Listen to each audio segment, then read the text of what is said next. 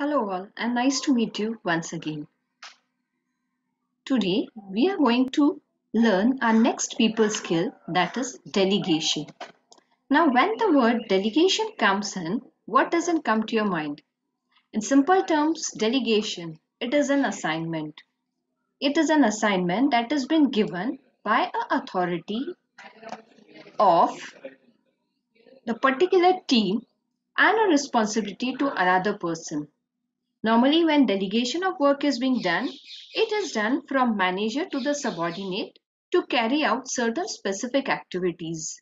So from this, we can understand that how important delegation is. In other terms, delegation is going to empower the subordinate. The empowerment will be related to make certain delegation will be empowering the subordinate, empowering for him to take certain decisions, maybe from one organizational level to the lower level. In the same sense, when the person who delegated the work remains accountable for the outcome of the delegated work. So, in short, we can say the manager and the subordinate, both of them are going to be equally responsible for the completion of the work. It is impossible for any person to execute all the work in the organization, and that is why he needs a proper understanding about to whom to delegate the work, whether it could be a single person or group of members, and how this decision making authority is to be handed over. So the superior assigns duties or responsibilities to his subordinates and also delegates necessary authority to them. In definition term, delegation is the dynamic of management. It is a process a manager follows in dividing the work assigned to him so that he performs that part which only he, because of his unique organizational placement, can perform effectively, and so that he can get other to help them with what remains. So in short, if you consider a whole part, partly work will be done by the manager and the partly work will be delegated to his subordinates. McFarland has stated that delegation is a primary formal mechanism by which the network of authority relationship is established. Moving further, now we'll understand what are the elements of delegation. Whenever delegation of work and responsibilities is being done, it has to have the following points mentioned as below. The first one is assignment of duties or responsibilities. When delegation of work is being done, it is done only at the time when a superior has no time to accomplish all the work. It means he is busy with something another, and hence the superior automatically assigns the work to the responsibility to his immediate subordinate. Delegation of authority. In delegation of authority, there will be a need for authority to accomplish certain tasks. And after delegation of authority, then only the subordinate can do the task in specified time and order. If there is no delegation of authority, then it becomes very difficult for the subordinate to make decisions and make alterations certain which could be beneficial for the work. Third, accountability. When we say accountability, it means that subordinate is going to be answerable to all the things that are being delegated to him to his immediate superior. Be it any mistake, any small defect by the subordinate's responsibility is to accept it. In certain cases, if the work is not completed as per the instructions, then also the superior is going to be answerable to the management that why work is being not completed and to whom he has been delegated the work. What was the problem into it? So when you say that delegation should be there, every manager must delegate some task or duties to the subordinate. Since management means getting work done through others, Organization becomes operational and ongoing only when delegation is there. Those who are effective managers, they normally delegate as many operating tasks as possible to subordinates and concentrate their efforts on the management related task. Theoretically, we can say to delegate means to grant or confer. Hence, the manager grants or confer on others for certain duties to perform on the work and authority. So, delegation can be of different types. The first is two-sided relationship. Since delegation is a demanding function, it requires sacrifice from both the assigner and the assignee. Over here, the assigner will be the superior boss and the assignee will be the subordinate. The subordinate must be willingly and ready to take the additional responsibilities that are being given on. And the superior should be willing to sacrifice a portion of his authority. Mere giving only the task for completion and not giving the authority is not a delegation. Secondly, in delegation, the act of trust is expected. The act of trust, it is an expression of confidence that an individual to whom duties are assigned will discharge them in manner that is expected. This involves an assumption that the individual to whom duties are being assigned, he has all the necessary skills and qualities required to complete the job. And whenever it is required, he is going to complete it within the time. Next is freedom to think and act. In delegation, when we say delegation is nothing but it is a state of mind. If a task is being given to you, you should have that state of mind that this work is now mine and I need to complete it. A manager who indulges in second guessing, then definitely there are chances of mistake over there because there is no freedom to think and act. Delegation means freedom of action sufficient to get the task accomplished. It means freedom, as I have said, to make decisions, freedom to make mistakes, and to use their fuller capacity. It does mean that manager over here is going to be in the form of a coach. He is going to be a life preserver. Next is dependency relationship. In dependency relationship, delegation creates a relationship of dependency. There is a dependency between the supervisor and the superior. The subordinate is dependent on his superior for continued favor. Why? Because if he runs into trouble while sitting through the task entrusted to him, the subordinate is going to be dependent on whatever is going to be done, 100% is going to be returned. His conduct tends to be determined by the personal contacts and sentiments he formed towards his superior. This behavior, if it becomes shakeable, then there are chances of error into this. A challenging task. Delegation is definitely said to be as a courageous activity. Why? Because the fear of being responsible on another person makes the manager very challenging. It is rather, you can say sometimes could be a dilemma, but if that dilemma is there, then delegation will not be successful. The delegator gives and retains authority simultaneously. He creates responsibility, but ultimate authority is going to be with the delegator. The manager is expected to adopt an attitude of hands off once the grant of authority is made. In addition to this, he is an administrative structure. He should see to it that different persons do not clash when relationship prosper.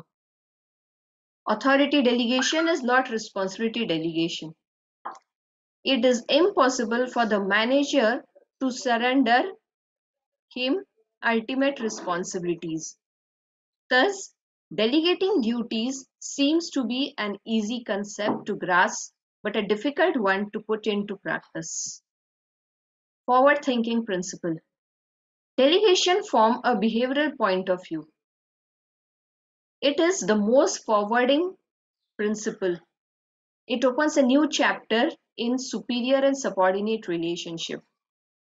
The subordinate responds by developing a constructive sense of responsibility. When he is doing this, it means that he is going to be now changing the way that responsibilities are being managed. And that is why it can be taken in a new angle. So now we'll move to the next part, that is principles of delegation. Now what does principles of delegation says? Till now we have seen what was the nature of the delegation. Principle of functional definition. Effective coordination demands a clear definition, preferable in writing, of authority and responsibility for all decisions and work. Clear definition of results expected, activities to be undertaken, organization authority delegated, and relationship are very vital. Where task assignment are clear, authority relationship are established in an unambiguous fashion. And that is why the principle of functional definition states that it helps individuals to contribute more positively towards accomplishing enterprise objectives. Where the subordinate has a distinct idea of what is expected of him by the superior, authority delegation is greatly facilitated. Second principle is the scalar principle. The scalar principle says that the authority and responsibility should flow in a very clear and unbroken line. This unbroken line moves from top to the bottom. If this line of authority is clear, then the things are very clear to all of the organizational members, and it is very clear also that who is going to be accountable for the work that is being done. Third is a principle of parity of responsibility and authority.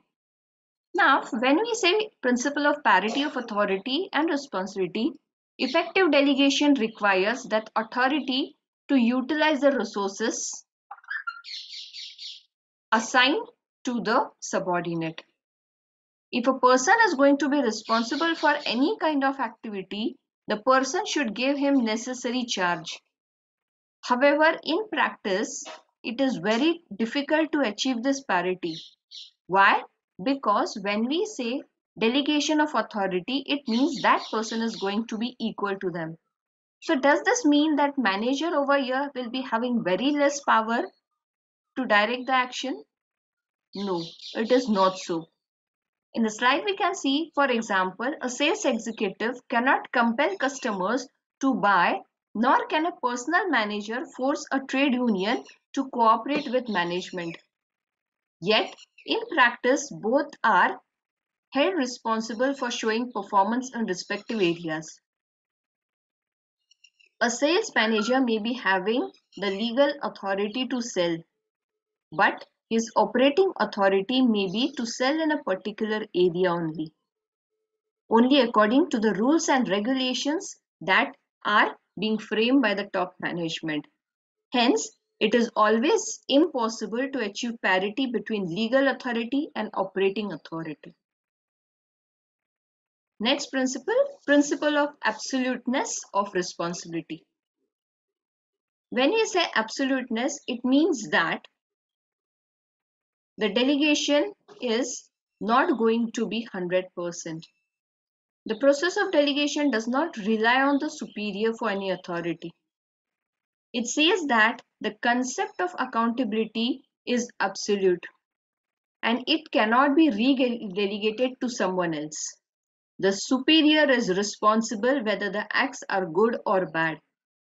He cannot dissociate himself from the act even if the work is delegated. And that is why both the superior and the subordinate are equally responsible for the final outcome. Now we move to the advantages of delegation in an organization. superior related advantage. What are the advantages that the superior gets? So once a superior has delegated the process to another one, he is empowering another person. It means he is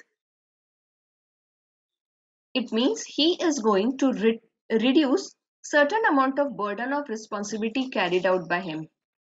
He may have more time for constructive work.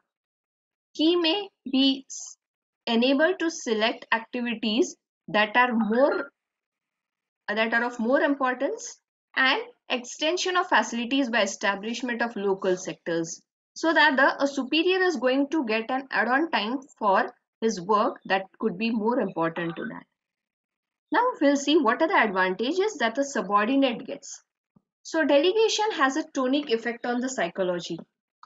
Now why we see tonic effect? It creates a sense of growth, it creates a sense of responsibility, it creates a sense of enlargement in the work and development of the capacity. So now the subordinate is ready for testing all his skills, he accepts the responsibilities and exercise his judgment. Now the subordinate has raised his position and importance. This is the advantage that a subordinate gets. Third advantage of delegation is it improves the behavioral climate. When the authority centralism is there, it is limited only to the leaders. But when such leaders delegate their work, then the subordinates exercise control from close quarters. Consequently, the overburden from them is now not much, and the work can be managed by planning, organizing, and controlling. Fourth advantage is itself to the organization. If there is no delegation, then there is no organization. So, delegation firms would remain only in big sizes, but there will be too many crises. So, the primary purpose of delegation is to make the organization possible. How? Reluctance. Now, when we are saying that there are certain advantages, at the same time delegation creates some disadvantages or certain problems also. The first problem is reluctance to delegate. Managers offer numerous explanations in support of their conservation outlook. Many times the manager themselves are not ready to empower their subordinates. Better performance. So manager has a confidence of I can do it on my own. I want to do it in a better way, so I can't offer it to anyone. I don't trust others. All these things create a reluctance in delegation of the authority. Sometimes the managers are also worried about the subordinates may get the credit if the work is being done in a proper manner. And obviously, bringing matters for approval and turning over a part of work, which is a difficult choice for them.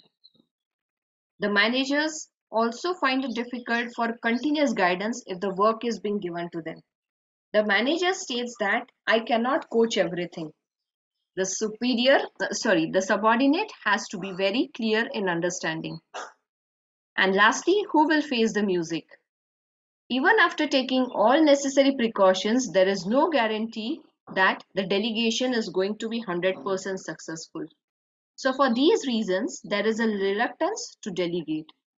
The second problem with delegation is reluctance to accept the delegation. Now, when delegation is there, as we have seen, there are two parties involved into it. One should be willing to give and others should be willing to take. But if both the things are not there, then there is a problem of attitude. Attitude hinders the delegation process. Why? It is easier for the boss to ask and complete the work, whereas the boss is wise and the products of hard mental work are only delegated. The products of smart work and easy work is always with the manager. This is kind of understanding that normally the supervisor has. Fear of criticism. This fear is a fear where that if there is a failure in the work, then the superior is likely to direct the arrows of criticism to their subordinates. And if delegation proves to be a success, then it is going to be the opposite. That is why the fear of criticism is much more. Lack of information resources. When work is normally being delegated by the manager to his superior, then no information is being done. Nobody tells me anything. It is assumed that I know everything. I am a part of this organization since many years, so I am supposed to do it on my own. This is a kind of behavior that the normally manager has, and that is why delegation is having a problem. Fourth problem could be too heavy. I am already overburdened. And when I say I am already overburdened, I am also in emotional pressure and the risk of failure is more. I am not at all interested in accepting the delegation responsibilities. And last, very important, lack of self-confidence. Those superior don't have psychological makeup to shoulder heavy responsibilities, they directly refuse to take the risk of outcome. They are not ready to accept the responsibilities and the authorities, and they directly give away the delegated work. Now, moving further, we'll see how the delegation of the work is being done on the basis of types of delegation. We have 9 types of delegation: general, specific, written, unwritten, formal, informal, downward, accrued, and sideward. We'll be seeing this one by one. General delegation. General delegation means granting authority to the subordinate to perform various managerial functions and exercise control. At the same time, same persons are regulated and supervised by the top management. So this is a general kind, nothing special into this. But when we are talking about specific delegation is for a particular person only. Say for example, a personal manager may be delegated authority of selecting a personal training or a placement kind of thing. So a specific delegation will be done. In written delegation, the delegation is being done in written orders and instructions. And in this, the proper use of words is going to be made. Unwritten delegation, it works on the basis of custom, conversation or usage. Normally, there is no proof or no evidence of unwritten delegation for the future reference. Formal delegation, the duties and authorities are shown in the organizational structure and these are then being delegated. So for example, production manager is assigned the responsibility to maintain and increase production. Whereas informal delegation, it talks about the person has to use the authority without getting it from the top management. Now this can be to perform, so this can be a reason that he can perform his assigned duties effectively within time. Nextly is your downward delegation. In downward delegation, it states that when a superior could delegate duties and authorities to his immediate subordinate, then it is said to be as downward delegation. In accrued delegation, a superior can delegate his authority to his immediate superiors. It is across the level. And sideward delegation, it talks with another person who is also in the same rank. That is your sideward delegation. So these were the types of delegation. Now we move on further to discuss about the steps that are being involved in the delegation. So the first stage of delegation is establishment of definite goals. The purpose of delegation is to enable efficient accomplishment of organizational goals. So the goals are being defined and they are going to be well explained to the superior. Second step is developing personal discipline for supervision. Superior should have faith in ability of his subordinate. He should at the same time tolerate the mistakes if there are any, and the subordinate should be ready to accept it. Third step involves establishment of definite responsibility. A clear term understanding about the delegation of the work should be done. There should be no misunderstanding in this part. Fourth step talks about the subordinate should be ready to accept it and motivated to increase the work. Fifth, determine what to delegate.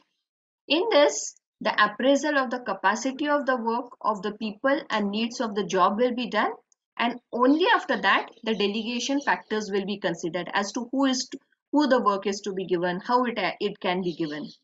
Then in sixth step, a proper training will be done. This is not 100% applicable always, but sometimes if it is dealing with technical aspect, then a technical training will be given to the subordinates. Seventh will be a report to it. After delegation of any authority, the subordinate is expected to submit a report on them. Only then it is going to be a proper match with the important functions of the organization. Then comes the control. The superior is held responsible to the top management even after the delegating of the authority, as we have stated. So if he finds that the superior is going to be deviated from the procedures, he should have control from taking control measures from time to time. So in last, now we'll see when delegation is being done, what are the prerequisites that a superior and a subordinate has to do.